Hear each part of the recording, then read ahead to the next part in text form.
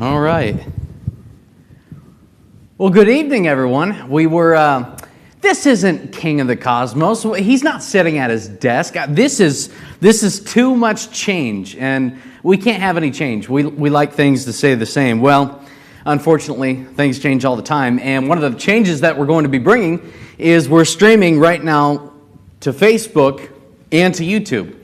And so in order to try that out, we're going to be doing the Bible study here in the auditorium, trying out this software, and I hope it works all the way through without any issues. But hey, that's what these trials are for. And so we'll go ahead and we'll start our study. We'll just do it like normal. That'd be the best way to try this out. We'll do this normal. If you haven't been joining in the study in Matthew, what we've been doing so far the past few weeks is we've been going through the Sermon on the Mount. The Sermon on the Mount, of course, is one of the most well-known sermons in the history of humanity, period, ever. And it has some of the most impactful statements, some of the most challenging thoughts that come out in it. And Jesus has been attacking one thing so far in of course, he wants to break down the presuppositions that we have about morality and about religiosity when it comes to our service to God.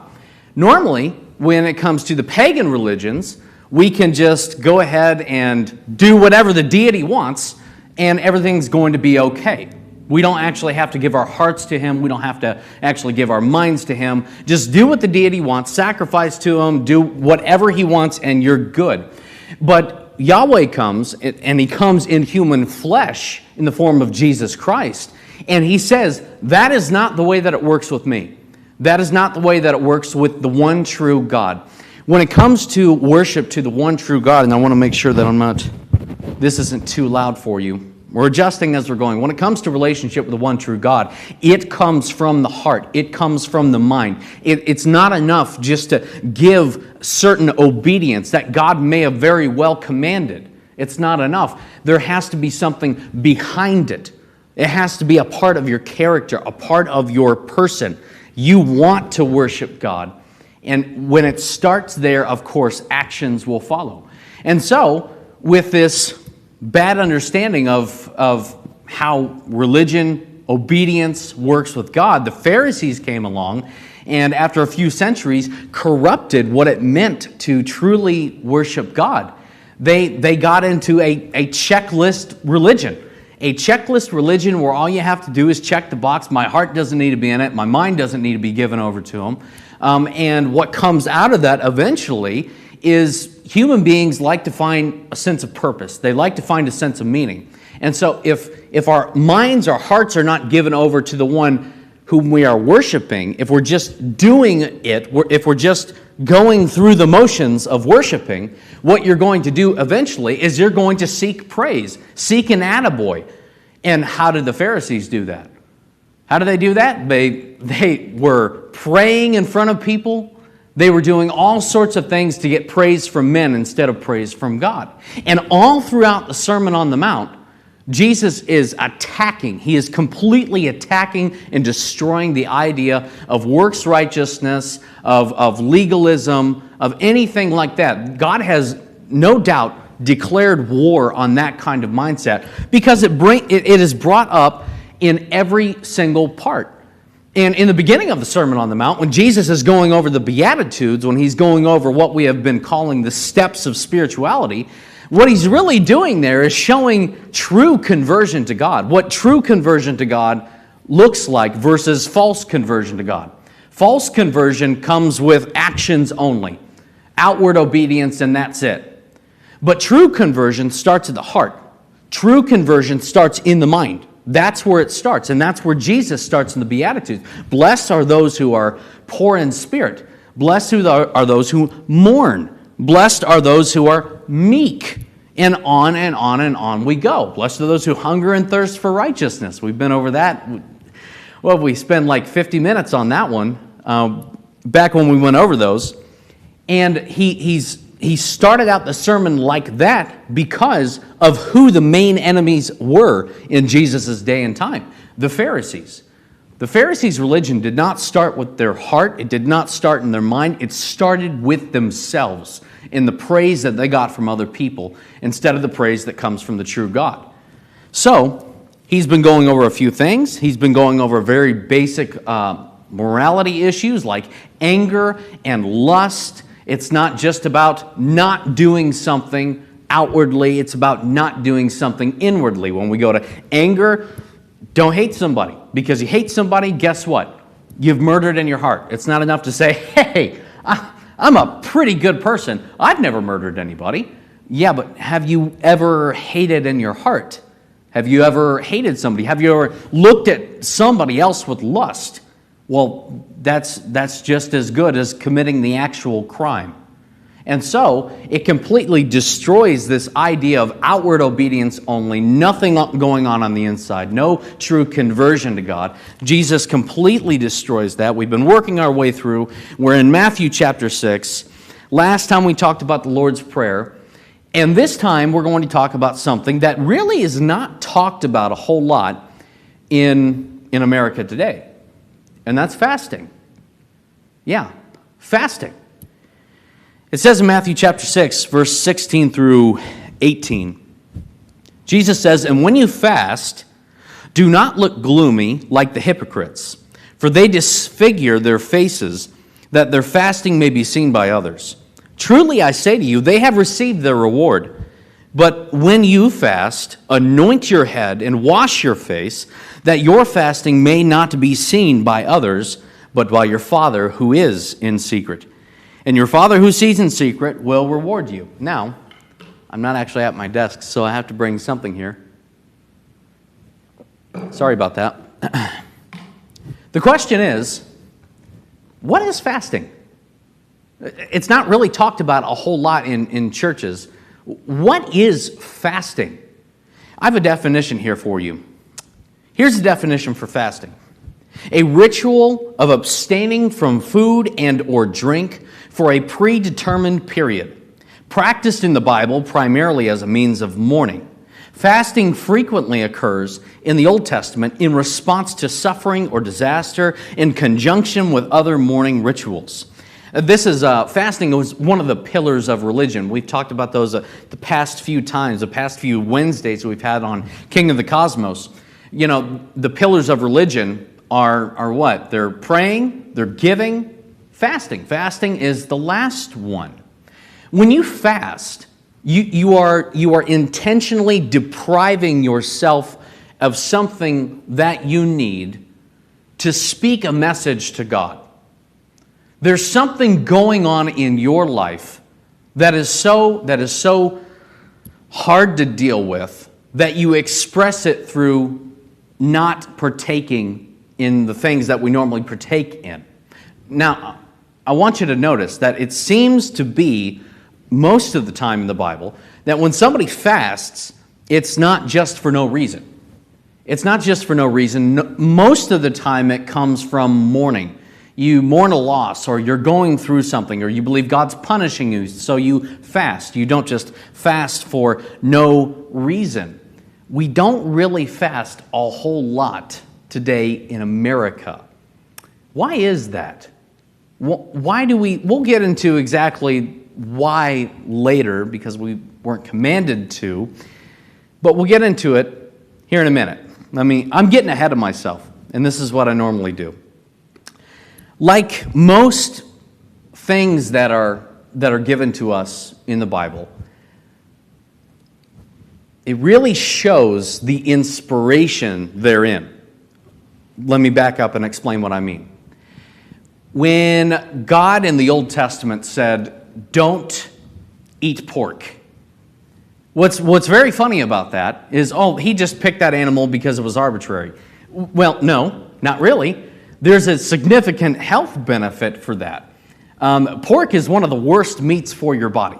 It just is. I hate to admit it, but it is, because I know how much I love bacon, and I'm sure that you do too. But the reality is it's terrible for us. But in the new covenant, all that's been lifted. There are no more ceremonial food laws. We don't have to abide by those anymore. There's also the very popular one in the Old Testament, where the Israelites were to put their dung in a hole outside of the camp. Why? Because if you kept it inside of the camp, what would happen? You'd get a bunch of diseases that would completely destroy the camp. It would completely destroy Israel, and disease would be everywhere. What's another good one that, in my opinion, proves the inspiration of the Bible? Well, leprosy. Remember when somebody was leprous or they had some sort of disease, what was Israel encouraged to do? They were encouraged to stay away from them. Why? Because they knew how diseases transmitted themselves? No, absolutely not. Because God told them not to. But that's exactly, that shows that the inspiration of the Bible is a real thing, because how would they ever know to do that? That's how you transmit diseases real quick, is by being around the infected, being around people who have a certain condition or disease or something like that. Instead, he encourages them to be separate from them. And there's a whole spiritual meaning there with of course, being unclean and clean, holy and pure, and everything that associates itself with that. Fasting is another one. This is where I've been building. Fasting is another one. Fasting actually has some incredible health benefits to it. And I want to read some of those to you. There's this website that I did some research, and I was able to come up with an article that was released, I believe, in 2018. Yep, it was released in 2018. And I want to list to you the 8 benefits of fasting. Number 1, promotes blood sugar control by reducing insulin resistance. Number 2, promotes better health by fighting inflammation. Number 3, may enhance heart health by improving blood pressure. Number 4, may boost brain function and prevent neurodegenerative disorders. That's important. Number 5, aids weight loss by limiting calorie intake and boosting metabolism. That's a double whammy there. It's not just you're not eating because you're fasting, it's actually boosting your metabolism as well. Number 6, increases growth hormone secretion, which is vital for growth, metabolism, weight loss, and muscle strength. Number 7, could delay aging and extend longevity. Number 8, may add in cancer prevention and increase the effectiveness of chemotherapy. That was from Healthline, a website that looks into stuff like that, and you could look it up online. I'm sure you can Google it really, really quick.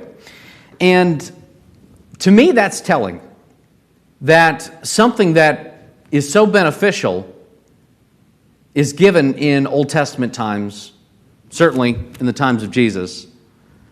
And there's no way they would have known about the health benefits. You know, there's the whole thing in the Old Testament, rinsing your hands with water, with living water, not just washing your hands in a bowl of water. There's a whole thing there. And so when we go on from that, the physical health benefits, there's also spiritual health benefits as well. Let me read this to you. This is from the Oxford Dictionary of the Christian Church. As a penitential practice, fasting is designed to strengthen the spiritual life by weakening the attractions of sensual pleasures. Let me do that again. As a penitential practice, fasting is designed to strengthen the spiritual life by weakening the attractions of sensual pleasures. Fasting helps us deny ourselves. We're very tangible creatures. We love to touch things. We love to feel things. We have senses. We love to experience those senses. And when you experience those senses for a long amount of time, well, what's going to happen? Your attention to the spiritual things in life are going to be a lot lower than the physical things in life. We are physical creatures. There's no way to get around it. However, you can kind of limit the effects of the dependence on the physical when you fast. And when you do that, we focus on God more than we focus on ourselves. Once again, going back, that fasting is not just for no reason. It's done in times of mourning. It's done in times of distress. When you're trying to get God's attention, when you're trying to reach out and reconnect with God, that's a good way to do that. Prayer, of course, is a good way. You'll notice a lot of times in the Old Testament, sometimes in the New Testament, that prayer and fasting are mentioned together. Prayer and fasting, it will say.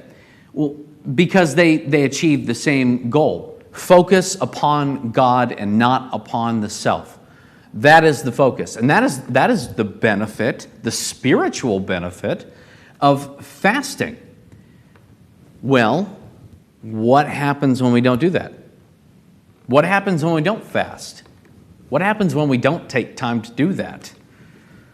There's a greater dependence upon our feelings.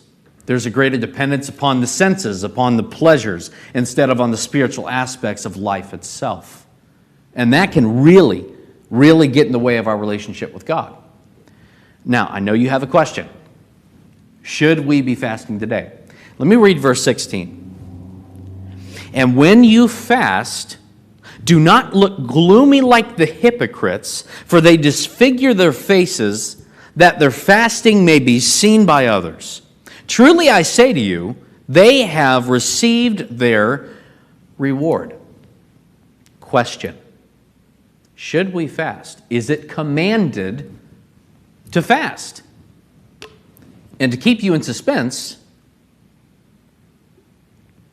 okay, I'm going to keep you out of suspense now. Well, is it required in the Old Testament? That is what I would go to first. We're in the New Testament, we're in the New Covenant, of course. But if Jesus is already saying this at the beginning of his ministry, that means he's relying on something that has already been said before. And what is that? Something that has been said in the Old Testament. Was it required in the Old Testament to do that, to fast? Answer, yes. Yes, it was commanded in the Old Testament. In fact, I can bring up the scripture here for you. In Leviticus chapter 23, verses 26 through 32, talks about the Day of Atonement. Let me read this passage for you. And the Lord spoke to Moses, saying, Now on the 10th day of this 7th month is the Day of Atonement. It shall be for you a time of holy convocation, and you shall, in the ESV it says, afflict yourselves. It means fasting. You shall fast and present a food offering to the Lord. And you shall not do any work on that very day, for it is the Day of Atonement. It is a day of atonement, to make atonement for yourselves before the Lord. For whoever is not fasting on that very day shall be cut off from his people. Very important. It was very important that they were to fast on this day. Whoever does any work on that very day, that person I will destroy from among his people. You shall not do any work. It is a statute forever throughout your generations in all your dwelling places. It shall be to you a Sabbath of solemn rest, and you shall afflict yourselves. You shall fast on the 9th day of the month, beginning at evening. From evening to evening shall you keep your Sabbath. So, as we can clearly see, fasting was not just encouraged, it was purposeful. It was commanded. And the purpose given was the Day of Atonement. It was to remind them of what God had done in bringing them out of Egypt and freeing them from the bondage of the gods that were in Egypt. And so to remember that, you were to fast. It's commanded in the Old Testament. But is it commanded in the New Testament? That's the question we want to get at. Short answer is no. It's not. It's not. It is not a ceremonial thing. It is a moral thing, I believe. And I believe that when Jesus says, and when you fast, he's saying that he kind of assumes that we're going to fast. There's no commandment given in the New Testament to do that. It's kind of like an added bonus. I don't know if I want to use the word added bonus, but I believe you know what I mean. It's something that we are expected to do, but not explicitly commanded to do. And why would Jesus expect that we would do that? Well, because we know the spiritual ramifications of doing that. It denies us. It completely puts us off to the side, and it puts God in the center frame, the center focus of their life. That's important. That is incredibly important. So, going past that, when we're talking about fasting, and we've only got 3 verses here, so it's not going to be a very long class. I want you to notice, once again, who are the targets of Jesus? And when you fast, do not look gloomy, verse 16, like the hypocrites. He has been attacking these guys the entire time. When he says hypocrites, he's talking about the Pharisees, he is talking about the Sadducees. God is completely against a mindset that thinks it can earn something that gets praise from men. He's completely against it. He's attacked it this entire time. And so it's no surprise that when he moves on to the next subject, the people that Jesus wants us to avoid are in center view. Do not do what? Like the hypocrites. Don't disfigure your face like the hypocrites. This is what the Pharisees would do. They would disfigure their faces, that their fasting may be seen by others. That's what they wanted. And Jesus says, truly I say, they have received their reward. If you remember, Jesus was talking something very, very similar to that at the beginning of chapter 6. When he says, verse 1, beware of practicing your righteousness before others in order to be seen by them. For then you will have no reward from your Father who is in heaven. The reward that somebody wants when they're trying to perform for other people with their religiosity, with their acts of obedience, with their acts of morality, the reward they want to get is simple praise from men. That's what they want. That's exactly what they want. And so in order to get more praise from men, especially in the context of fasting, Jesus says that they were disfiguring their faces and, they were so gloomy. They wanted you to know that they were going through this wonderful act of fasting. Oh, I'm afflicting myself. I'm fasting. Something mournful is going on. So I want you to see I'm trying to reach out to God and I'm so holy. Look at me. And Jesus says, no, that is not the way you do that. The entire time he's been like, no, that's not what you do. He'll give the example of the Pharisees and the Sadducees, what they do, and then he'll tell us what not to do. And what he tells not to do, what he tells us to do, is in verses 17 through 18. But when you fast, anoint your head and wash your face, that your fasting may not be seen by others, but by your Father who is in secret, and your Father who sees in secret will reward you. And when he says in verse 17, wash your face, anoint your head, does he mean that if we are to fast today, he's literally setting down, this is how you do it, step by step? No, he's not being literal here. He's trying to get this point across. If you're going to fast, if something mournful is going on in your life and you're going to fast to gather greater communication to God, you want to be closer to God, deny the senses, take up your cross, deny yourself, follow me. If you want to do that, then here's what you do. You don't make it look like anything's happening. As far as everyone else is concerned, they don't know you're fasting. They do not know anything is going on. It is another day for you. That is all that they want, that they should be able to pick up from you. Because why? What goes on in fasting concerns you and God and no one else. It's the same thing with praying. Remember when Jesus was covering praying? The Pharisees, the Sadducees, they would be on the street corner and they would pray. And they would, they would just soak in all the praise and glory from everybody else. An act that is completely devoted between the individual and God. They were bringing everybody else in. And Jesus says, no, you go in to your closet, you and God, and you be alone with Him. You talk to Him. Your relationship is that, one-on-one, you and God. And that's the way fasting is supposed to be portrayed as well. No one needs to know you're fasting. No one needs to know it at all. It concerns you, God, no other people. And so that's where we're going to end it today. that's where we're going to end it today at verse 18. We're going to pick it up in verses 19 through 24 next time, where we're going to be talking about treasures. Where's your treasure? Where are you putting most of your stock? In this life or in another to come? And we'll pick it up there next time. Thank you so much for joining in. I hope that the connection has held up the entire time. He gave me the thumbs up. That means I'm happy. Okay, so thank you for joining in.